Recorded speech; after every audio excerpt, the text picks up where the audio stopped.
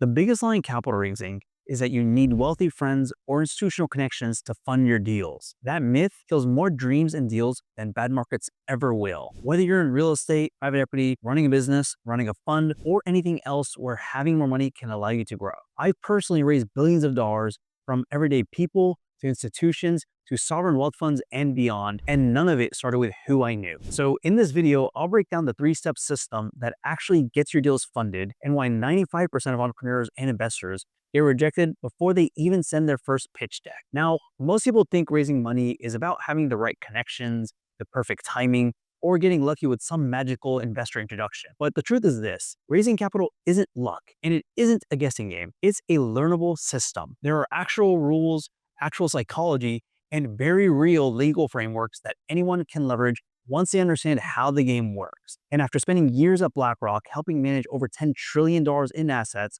advising JP Morgan, and building a startup from $0 to over $1 billion in assets in just 5 years, I can tell you with absolute certainty that there is a system for getting funded. And once you understand that system, you will never look at investors the same way again. So let's break this down into the three core principles that make this entire process work and how you can start using them immediately. Principle number one has to do with why most entrepreneurs never get funded. You see, most operators out there spend all their time trying to find the perfect property, the perfect deal, or the perfect business idea, while spending almost zero time understanding investor psychology. They believe that idea that if you build it, the money will come. And they approach investors like they're asking for a favor instead of realizing that they are the ones offering something incredibly valuable, which is a wealth building opportunity. And here's the truth that you need to understand. Investors don't fund properties or business ideas. They fund people who know how to build wealth. And I've seen operators with the most incredible deals fail miserably. And on the other hand, I've seen operators with the mediocre ideas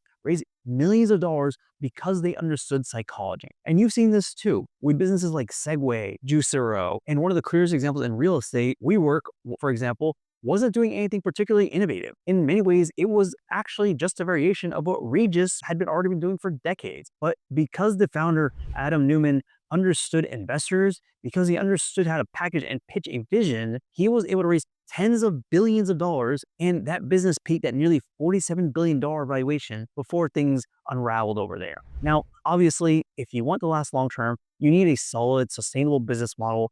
But the lesson is this. Most operators will spend months on their deal, but almost no time thinking about who will fund it or how to package the opportunity in a way that investors want to see. And that's why they never get funded. Now, principle number two is about the three types of money that exist and which one you actually want. Now, look, I've used all three types of capital at different stages in my career. And one of the things I've seen repeatedly that instantly tells me that someone is an amateur is that they have strong and emotional opinions about capital. They say things like, you should always do this, or you should never do that. And if you hear that, it's a clear sign that they don't understand capital, because the truth is that each type of money has a specific purpose, and the most skilled operators know how to structure deals using the right mix, which ultimately leads to the best returns. So the first type of money is debt. This includes banks, loans, credit, really anything where you must pay it back no matter what happens. There's no sharing of risk, and you as the operator carry all of the potential consequences that come along with it. The second type of money is from friends and family. Now, unless you won the genetic lottery and you were born in the top tiers of society, then the pool of money that friends and family can provide for you that you can tap into is pretty limited. The checks that they can write you are usually small amounts, and a big concern is that taking their money comes with relationship risk and could destroy the entire relationship if you don't do a good job managing that money. Now, the third type of money is from professional investors and people who you just don't already know. These can include high net worth individuals, family offices, funds, institutions, and more. And these can provide you with unlimited capital theoretically, and they are willing to share risk with you. And if you do a good job and keep your promises, then they can stick with you and allow you to scale massively. And they want you to succeed because they only make money if you do. But the key is this: when working with professional investors, you must operate inside specific legal frameworks. The right structure depends on your deal, but the most common one is known as Regulation D offering, and they can be offered under either Section 506B or 506C of the rulebook. And there are other options as well. And in all cases, however, it's critical to use the right one, or you can expose yourself to massive legal risk. And I want to take a quick pause here. If this is all clicking for you and you're realizing that your biggest bottleneck to success isn't your idea or your deal, but rather your ability to raise money and fund it, then let's fix that together. There's a link in the description below this video to schedule a free strategy call where I can help you learn how to raise money for your project or your business. Now back to the video. Now the third principle is the investor acquisition system. This is the part that almost nobody teaches. And there are 3 phases, and if you miss even one, the entire system breaks. Phase 1 is that you have to build your investor pipeline before you need money, because nobody wants you to call them only when you need cash. So if the first time that you're contacting them is to pitch them on your deal, then your odds of success are already going to drop substantially. Phase number 2 is that you have to warm up the relationship. You have to connect and communicate with them, share insights, deal breakdown, market commentary, strategic frameworks, really anything that positions you as someone who understands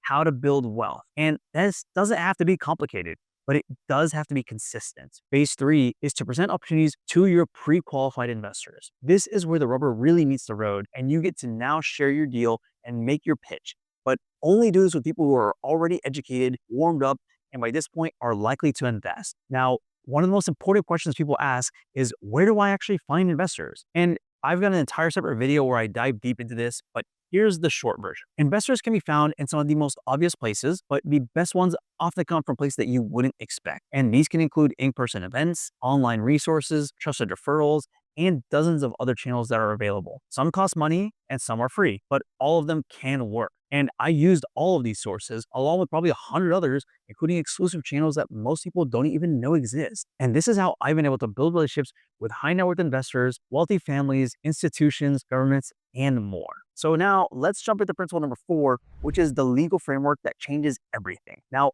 before we get into the details, I am, of course, not your lawyer, so nothing that I tell you should be taken as legal advice. And with that said, here's what you need to know. For decades in the past, raising money was heavily restricted. You had to study and take tests, and only once you passed or were considered a licensed professional could you then legally go and raise money. But the SEC's Regulation D rules changed everything. Under these rules, things known as exemptions were introduced that allowed you to be exempt from the traditional rules. And with these exemptions, like the common ones known as 506B and 506C offerings, anyone could now raise money, so long as they followed a few key rules. And the best part of these new rules is that you can now legally raise money without being a registered investment advisor or a broker-dealer. And whether you're raising $1 or $1 trillion, these same rules apply to everyone. And these are the frameworks that billion-dollar funds use and now are available to first-time capital raisers. And you can think of these rules kind of like getting a driver's license, where once you understand the rules of the road, you can drive anywhere without breaking the law. And once you start raising capital, and once you see how this single skill can scale any business, any deal, any portfolio, then you'll understand that this is literally the most valuable skill in the world that you could learn, and you'll never want to play small again. So look, I just gave you the framework that took me years to learn, both from you raising billions of dollars at BlackRock and from building a new firm from scratch. But if you want the complete system, where to find investors, the exact scripts and legal templates to use, and the step-by-step process that I use to help clients raise their first or next $1 million within 100 days, then click the link below this video to book a free strategy call and go through the entire thing with me. It's the same system that's been used to raise trillions of dollars, that I've used to raise billions of dollars, and that you can leverage for your own deals once you understand how to play the game. The link is in the description below this video, and I look forward to speaking with you soon or seeing you on the next video.